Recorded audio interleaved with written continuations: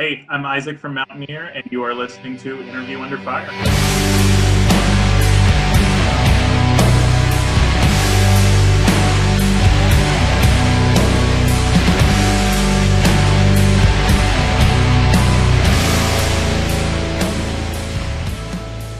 All right, Isaac, thank you so much for taking the time to talk with me today on Interview Under Fire. Welcome to the show. Thank you for your interest in happened to me.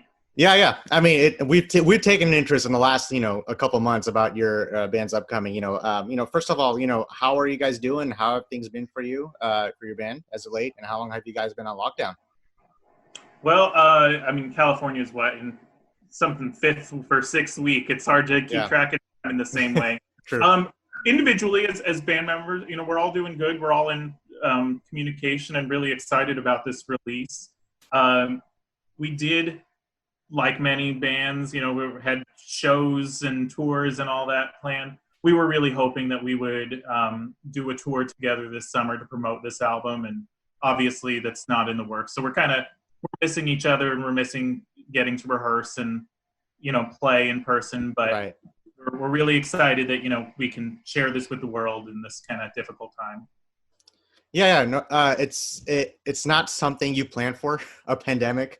There's so many other protocols, that bands and publications and labels like that, like they're prepared for. But a pandemic, it's not something that just came out. I mean, we knew about this back in like December, but didn't think, as all of us think, it's not going to get that bad. And of course, there's so many big issues with it, but the only one I can think of with Mountaineer that's kind of, we're excited, but we're kind of bummed out at the same time, is we saw the Lifeforce Records sent us pictures of the vinyl that's been printed, and it's gorgeous. I mean, we're so excited about it.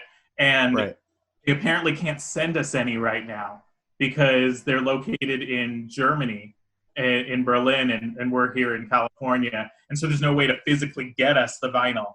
I mean, it's like, it's little things like that, So, being stuck at home, it's like all of us are doing. How are you, you're a guitar player, so how are you keeping up with your guitar chops? Do you live in a place where you can just crank up and play? I haven't cranked up my Model T to ridiculous volumes and destroyed all the neighbors' ears.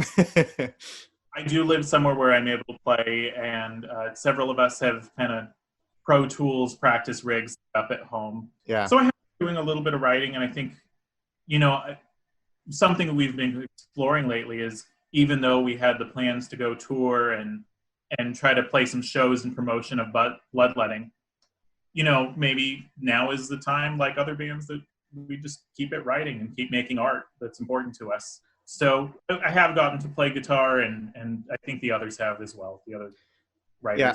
A lot of the bands, what they're doing nowadays is, I don't know if you guys have talked about it, they're going live on Twitch, they're doing live streaming, and as far as like doing shows, as far as that is concerned, do you think, do you think the quarantine induced like live streaming surge is going to affect, the touring musician business going forward, such as yourselves?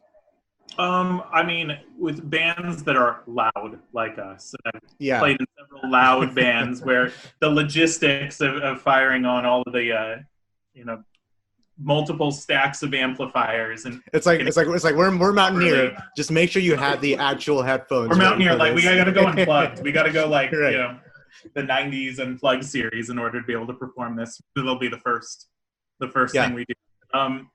Because of that. That bands like to be loud, that shows are fun, that people like to be in person with each other. I highly doubt that's going to become voluntarily the future of music, but it is exciting to see the ways in which musicians and really just everyone is able to adapt to this in positive ways. Even like this, being able to do, interviews, using technology at our fingertips. So we've explored it a little bit. We've talked about it briefly, that it would be a fun way to kind of do an alternative to the album release show we were trying to plan before all this. But we'll have to figure it out, and the logistics of getting the loud stuff properly mic'd up so it sounds good. Yeah, hey, you guys got a month, so let's see. So I wanna dive into that album right now because it's been in the back of my head for gosh. I slept to it, woke up to it.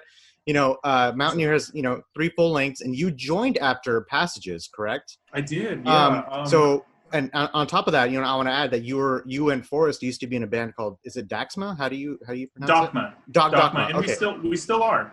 Okay. It may have an album coming out in the future as well. Okay. So we'll talk about that at some point.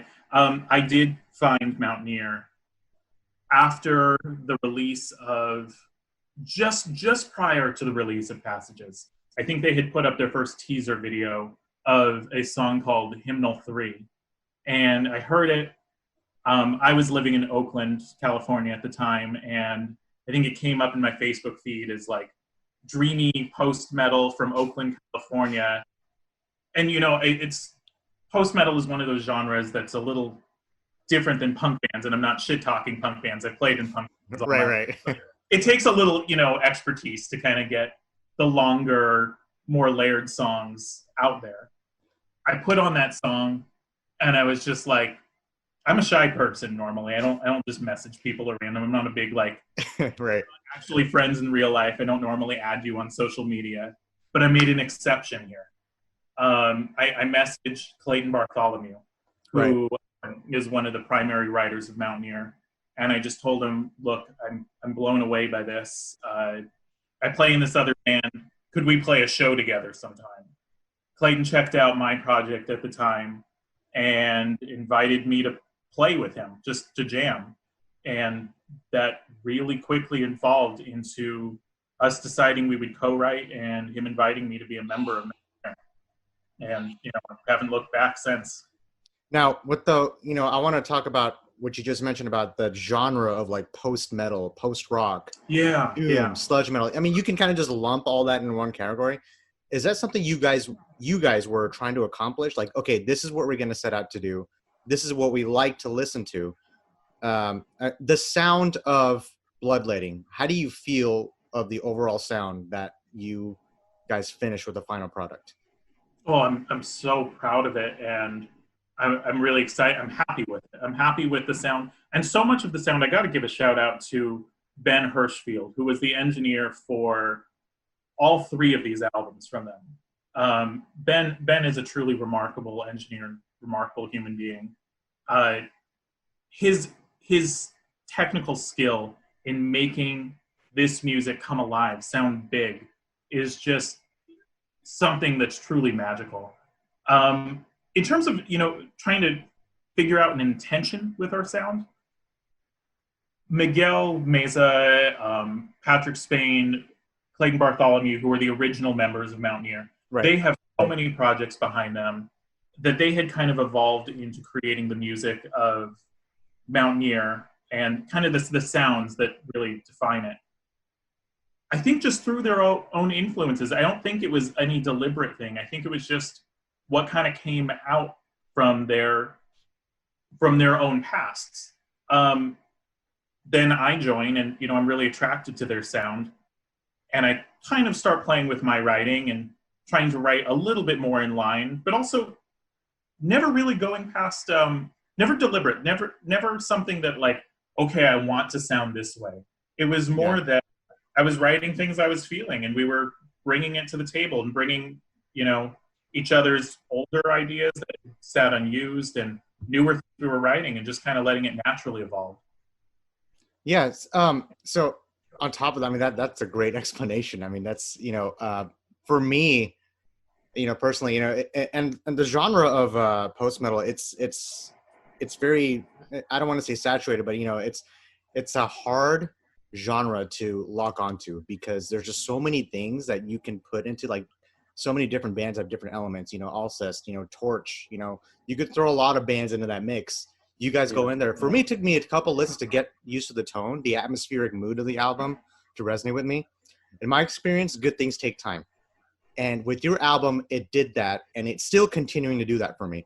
I don't listen to a lot of post-rock or post-rock or post-metal, but listening to your record as a fan was a breath of fresh air that I may have needed, and many other fans may have needed, to be reintroduced into this subgenre.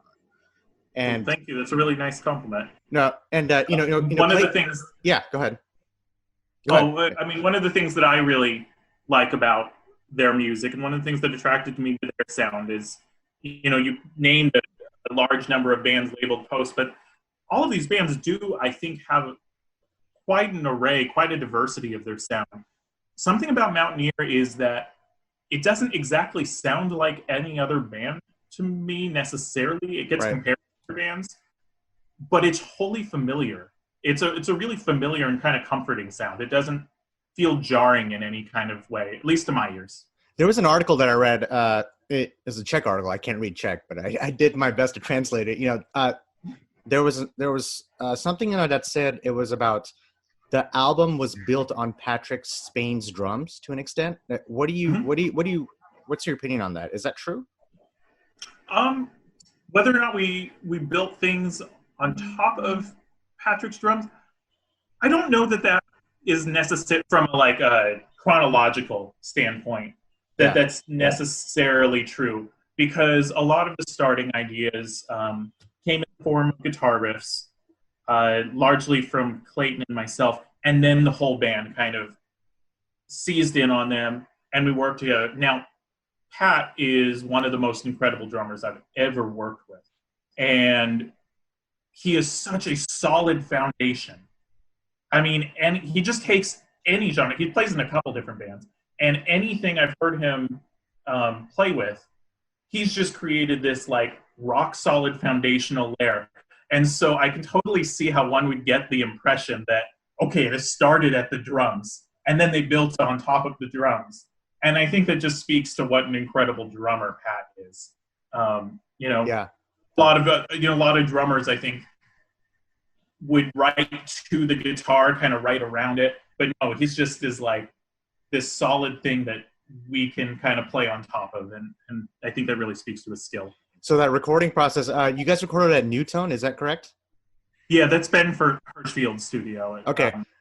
And so all 3 albums were done there. That was my first time working with Ben, and Ben actually ended up helping out with the music videos as well. The Weeds video, which has been released, and one other video for Ghost Story that's yet to come. Okay, I can't wait for that one. So how was the recording process? Because you said it was kind of recorded on Patrick Spain's drums. It's 3 guitars and 1 bass. How was that challenging for all, as a unit to as a listener, I thought you guys complemented each other perfectly. I mean, I that was like an epitome, like an example of how a record should be done, post-metal record, just because I heard everything and anything. So how was that? Was it something that you guys discussed amongst yourselves, or is that something that your producer came in, Newtone decided, okay, this is how we're going to layer these tracks? You know what I'm saying? How was that? Was it challenging when it came to producing the sound? Well, one thing I really want to credit Ben with is Ben brought a lot of ideas to the table in terms of how should we record this. Both really ingenious recording techniques that he wanted to try out, and I think we all had this attitude of let's try it all. Let's try it all. Let's play with every weird instrument. Let's make all these different weird things that aren't even drums. Let's just see if these sounds. Let's go record the rain outside for a while and see if it happens to be anything. Yeah. We didn't have a specified designated producer per se, but one of the things I liked about the recording process with Ben is, one, the experimentation, but also just the way he really integrated all of us being able to record at once. Yeah. So instead of having a day that was okay, today's all about getting the drums done. Next day is Clayton's turn. Then it's Isaac's turn, where we're just kind of layering on top of each other. There was a lot of, particularly of the guitarist, me, Clayton, and Forrest, sitting there passing guitars back and forth, or actually Clayton's a lefty, so input jacks left and there you go. I'm a lefty, left and right, and kind of recording all at once in this really chaotic but beautiful way. So, after the recording, well, actually, even before the recording, we talked about, your previous work with Dogma. So I wanted to ask, what new element do you feel like you bring to the table? Because now that you're with the band, and now it's what is it, a 6-piece group now? Is at this point it is. You know, is it the songwriting? Like, did it just get turned up a notch? Because each of you have contributed. When you come to songwriting, how much of that did you take into this album? Like, did a bulk load come on you, or did Clayton, you know, start everything up and then, you know, went to you guys when it came to the lyrics? My impression from hearing about the past albums and where this one's different is that Clayton was pretty solely responsible for the musical arrangement of both Sirens in Slumber and Passages. Okay. And obviously, what he was able to produce on his own is what attracted me to joining up with him. I saw this as a very collaborative effort, and while some parts of this album were more written by Clayton or more written by me, or some ideas were Forrest ideas, I gotta say my favorite parts on this album, and what really makes me excited about my future with Mountaineer, my favorite parts of the album are the parts that are like, this is an even split. This is a third in terms of guitar. Yeah. Clayton, a third Forrest, a third Isaac. And I think we're all really capable writers of our own. We all kind of have our resumes of our other projects that we've been part of before that. But it's those moments where we bring ideas that we wouldn't have come up with ourselves. When I've written a foundational riff, for instance, and then Clayton and Forrest do their thing on top of that. Those are my favorite parts of this album, and that's in quite a few tracks. Man, yeah, I everything you mentioned, like, I'm like going through the track by track, like, in my head as I'm thinking about it. Have your aspirations, like, as a person or an artist, you know, and you've been involved in a number of projects. Now you're with Mountaineer.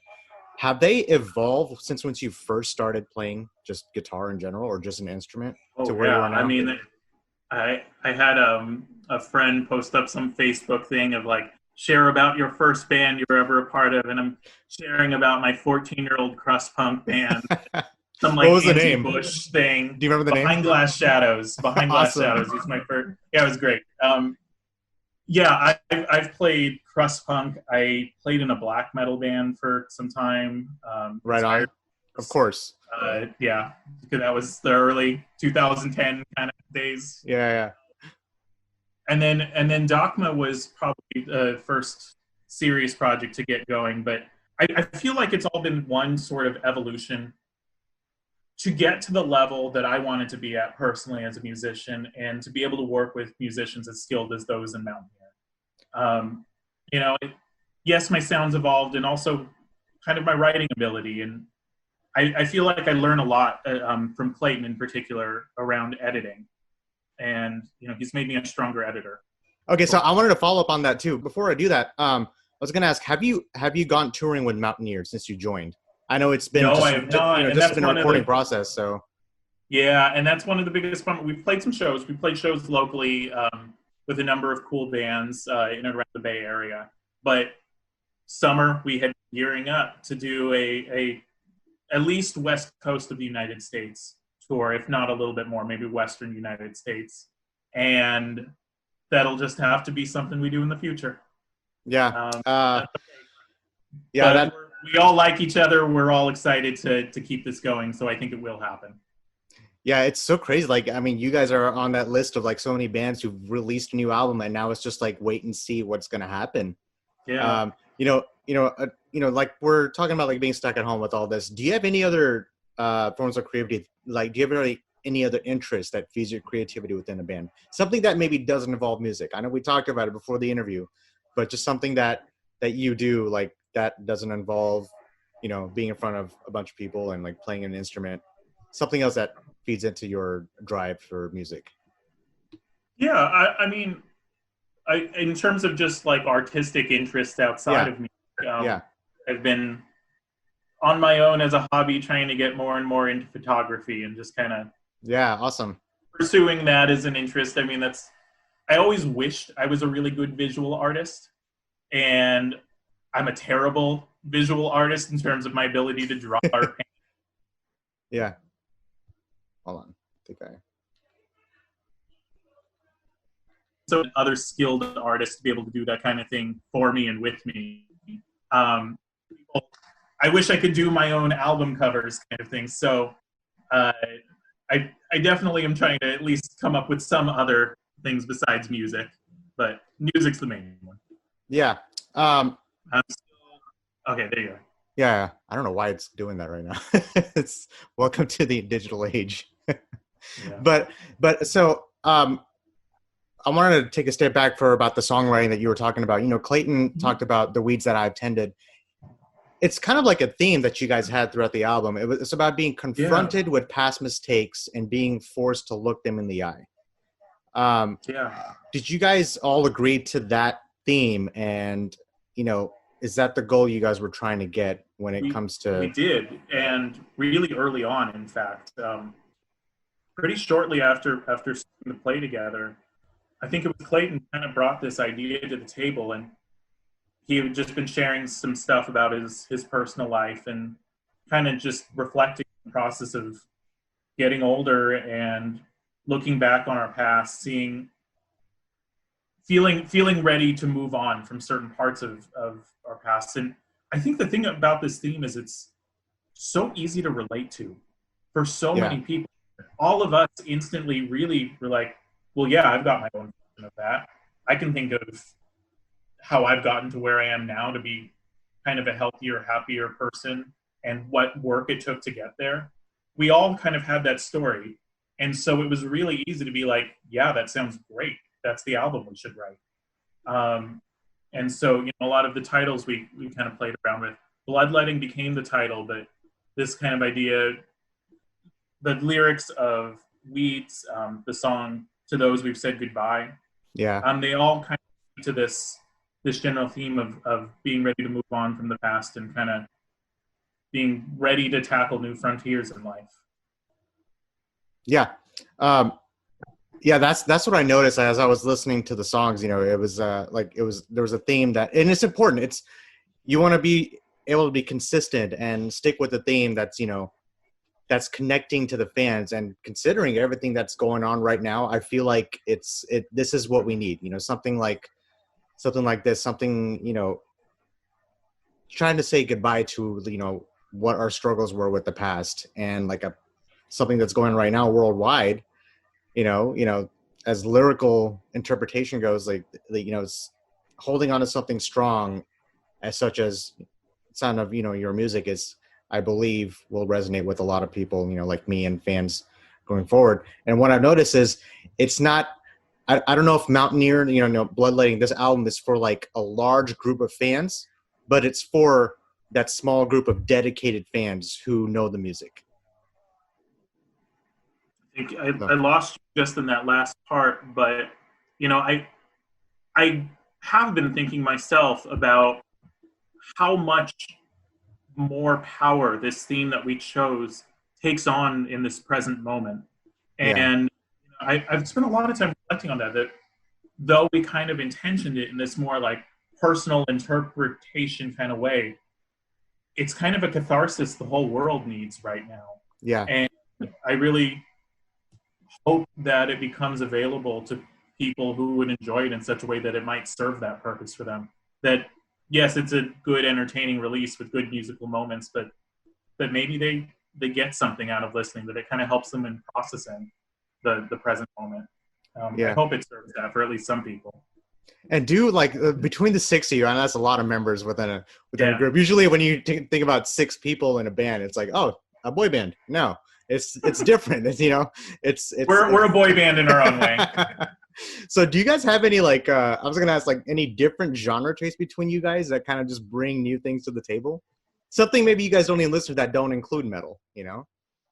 Yeah, I think, I mean, while we're all metalheads, I do have a sense that everyone's kind of got their different taste in music. You know, I remember my first hangouts with Miguel and Clayton, and they're kind of showing me this like 90s grunge stuff, all stuff that we know, but I hadn't personally kind of considered part of my, you know, background. And I think we all just have our different, I can't speak to everyone's exact musical interests in any good authoritative way, because they're going to be like, no, why'd you say that band?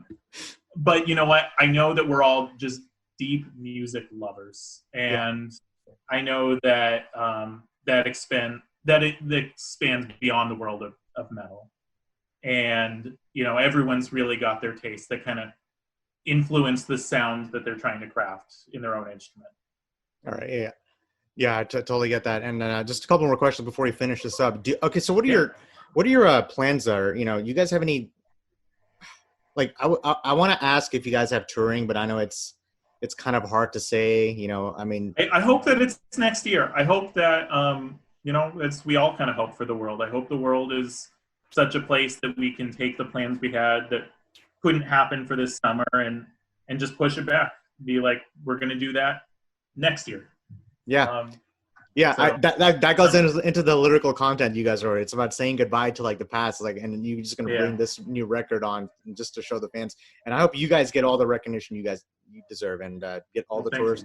I don't know if you've been on, the touring life to an extent, like if it's like a thing that you want to be used to, but when it comes to touring, it's like something you got to, take life on the road, and it's a little different when, just staying at home. And I know you're a school teacher. It's a little different when, take time off, go play some music, and then so. Well, we all have our versions of that. We all have, home lives and jobs and things we're trying to work around. But this is a labor of love. I mean, the money and the time and the tears that I know we've put individually into our own sort of music creation process.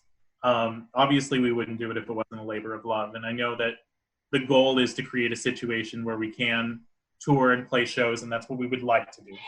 Yeah. So I was going to ask, if you weren't a musician, what would you be doing right now? But I think you already answered that in a way.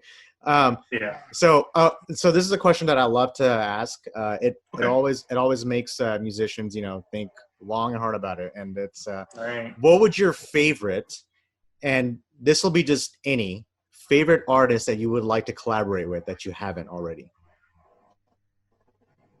Oh, yeah, I'm putting on the spot right there. Yeah, I can see why that's a thing.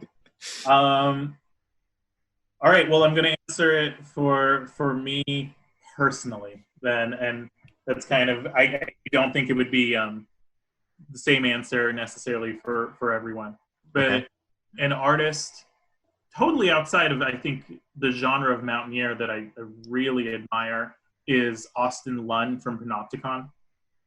And whoa, okay. Just his, I told you that I have a black metal cast. Yeah, of course.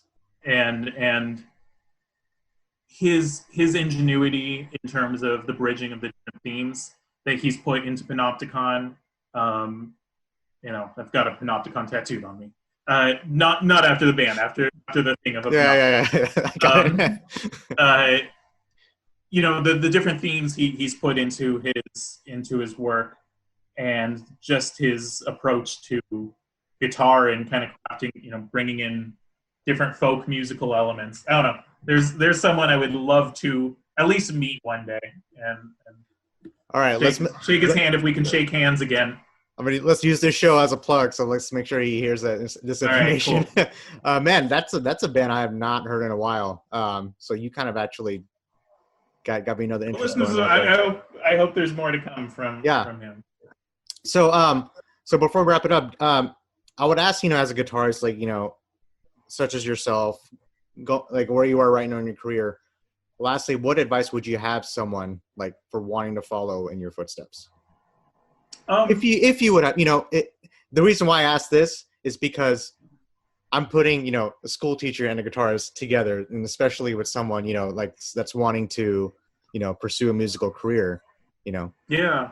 And well, actually, this question is a little less difficult for me to answer, only because I've been teaching a music class. Yeah. And I actually am fortunate to have some really talented young musicians that I work with.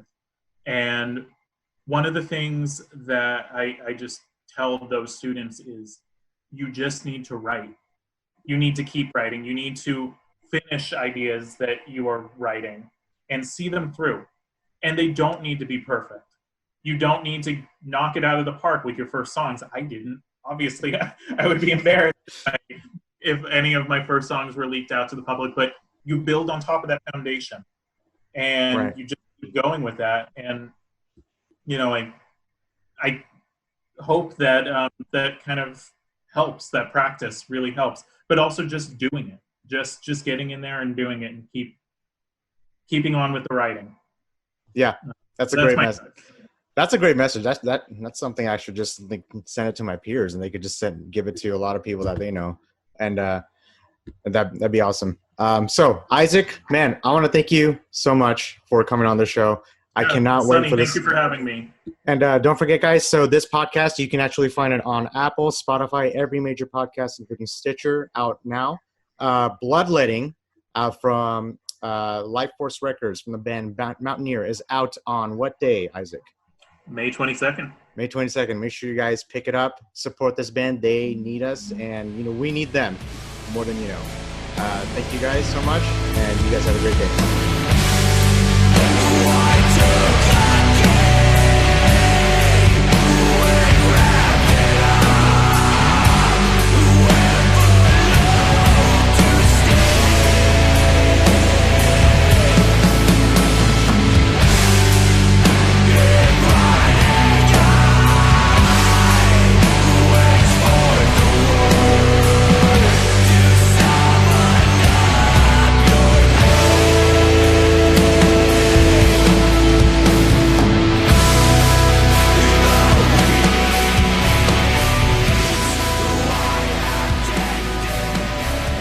What's up, guys? Thank you for listening.